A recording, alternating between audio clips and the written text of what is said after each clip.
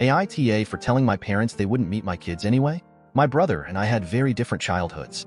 We were raised by the same parents, in the same home, but we have very different memories of our upbringing. So, whenever my brother's wife or someone in her family asks me something about our childhood, I defer to my brother.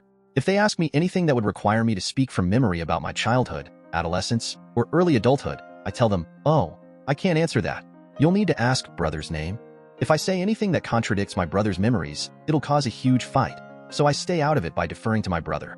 Usually, conversations don't center on our upbringing, so it doesn't come up.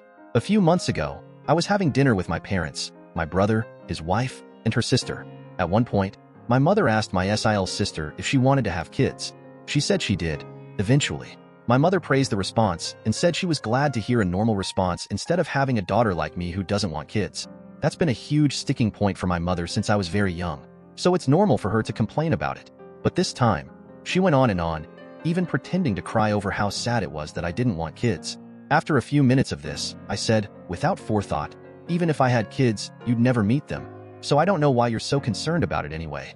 I have my reasons for this, but my parents and brother deny any of it happened. My brother's wife is 7 months pregnant with their first child. Understandably, she was very concerned about why I wouldn't allow my parents to meet my hypothetical children. I didn't want to speak from memory about my upbringing because my memories differ from those of my brother and our parents. I would be dismissed as a liar when sharing my honest memories. So, I told my SIL to ask my brother. I thought my SIL would forget about it, but she actually asked later. Apparently, my brother told her, "Our mother never liked rarely for whatever reason, but our children will probably be fine." My SIL didn't find this very reassuring, so she kept pressing my brother. My brother told his wife about the incident where he fell into a public pool. I jumped in after him, and our mother screamed at me for pushing him into the pool, then gave me the silent treatment for days. He told her that our mother stole his socks and put them in my room, so our mother could accuse me of stealing the socks and scream at me for it. He told her about how I'd have to eat at a separate table, so my mother could have one-on-one meals with my brother. He told her that I was always in trouble at home, but never at school. My SIL asked me if all of this was true, and I was like, "Yes, but brother's name." Always said he didn't remember any of it. My SIL asked me where our father was in all of this, and I said he was either working or in front of the TV. Incidents like these happened almost every day. It turns out my brother remembers almost everything that I remember, but he didn't want our parents to know that he remembers.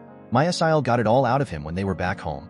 Since then, my SIL has been saying that she doesn't want their children to be alone with our parents. She said it's fine if our parents visit, as long as she's in the room.